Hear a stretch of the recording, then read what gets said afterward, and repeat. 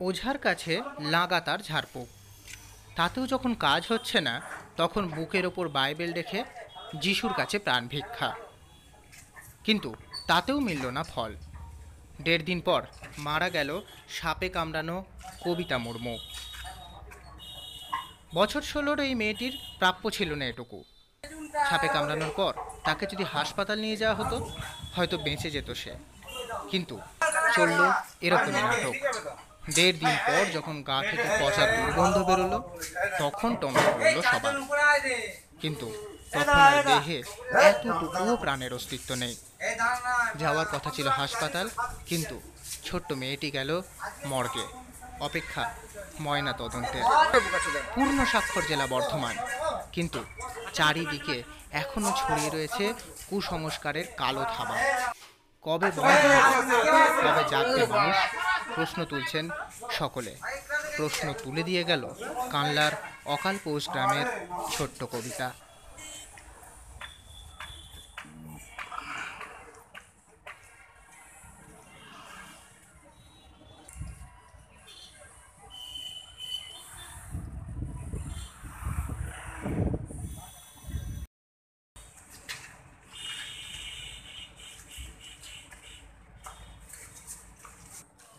না না জামা কাপড়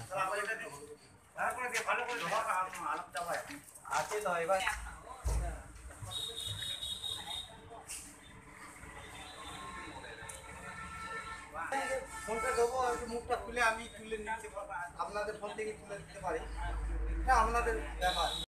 লাস্ট আপনারা চেষ্টা করেন মেয়েটাকে বাঁচাতে? লাস্ট চেষ্টা ওইটাই নিয়েছিলাম, যেটা মানে ওই বাইবেল যেটা বুকে দিয়ে প্রার্থনা করা হয় সেইটা করা হয়েছিল।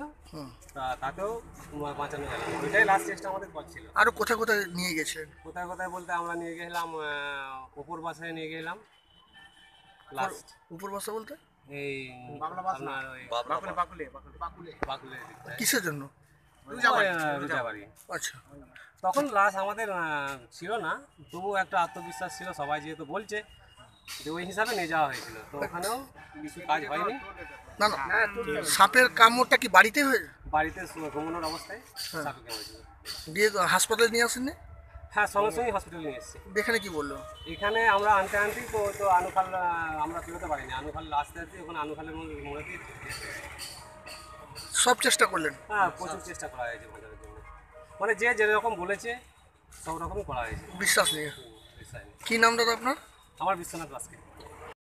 বাঁচাতে আপনারা কি কি প্রক্রিয়া করলেন, মেয়ে কি চেষ্টা করলেন? ওই যিশু বাবার কাছে নিয়ে গেছিলাম, প্রার্থনা করলাম, প্রার্থনা ওরাও এসেছিলো।